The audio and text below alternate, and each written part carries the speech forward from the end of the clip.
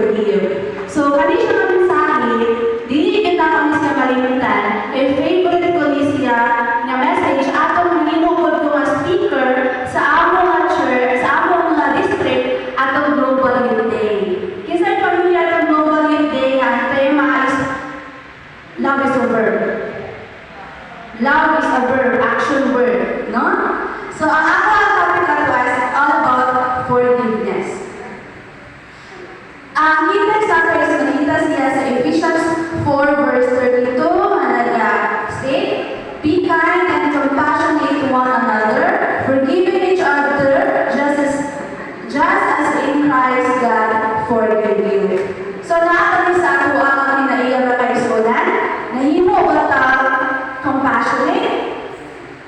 Naatali sa ako ang kinaiya ang ingon og sorry o mga iyong pasayo sa Ginoo nga bisan pa makaingon din ka nga grabe naman niya sa lagihimo sa ako may ngon din nga mapasayo man ta ka pero dili na ko malimitan sakto na dili kay kung mapasayo ta dapat wala ang naging nato ang iya ato ang mapagdumot sa ato na isig katawo.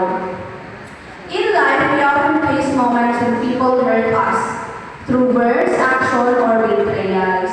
Diba? Sa ato ang pagpalinabuhi dito sa kalibutan, dili yun perfecto. Dili ka na happy always. Dili ka na puros panalangin always.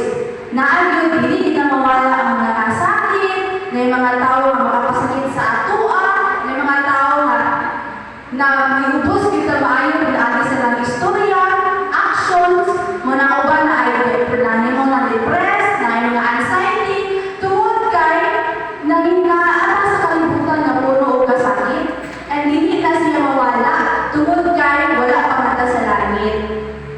We're living in a world of uncertainty na wala yun kasiguruhan tanan. Ang pangutana na ang sa ato ang batasan ang mo forgive, na may ingon nga, to love is to forgive. Kung iigong man nato ang isip na tao, kabaluta mo pasayo. Na gani? Ano ba sila na love your enemy?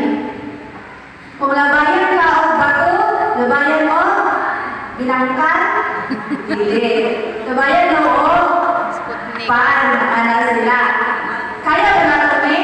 Pinagkan. Dili, labayan mo gano'n ha? Pan, naging gaya yung binangkan. Mula na yung bato. So, na dapat ay natin sa ato ang magpain, magpaupay